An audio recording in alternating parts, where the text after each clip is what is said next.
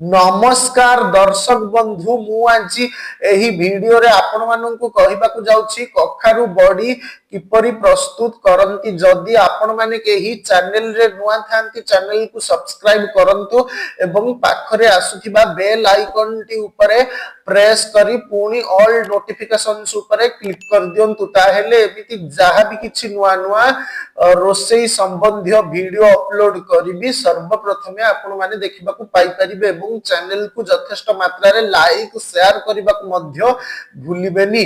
ताहेले चलंतु देखिनबा कखारु body किपरि प्रस्तुत करंती एवं एथि पई कोन कोन सामग्री प्रथमे नेबाकू हुए। आवश्यक सामग्री पाचिला कखारु अध किलो, कखारु बॉडी 15टा, नडिया कोरा अध कप, फुटण 1 चामच, भृसंग पत्र 1 पाखुडा, सोरिष तेल 2 चामच, लूण स्वाद अनुसारे।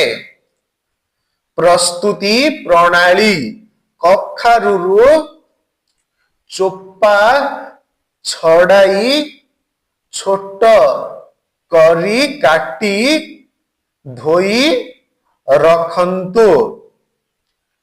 कड़ाई रे तेल गरम करी कखारु बॉडी भाजंतु। कड़ाई रे तेल गरम करी फुटण और लंका गुंड जीरा भृसंग पत्र पकाई फुटी गले कखारु को भाजंतु। हळदी लूण चीनी पकाई घोड़ाई दियंतु।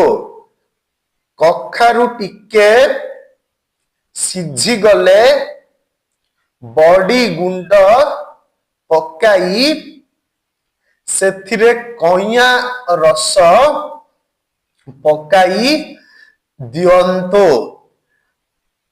पानी मरी मेंचा होई सुखिला होई आसिले ओल्हाई कोरा नडिया पकाई दियंतु।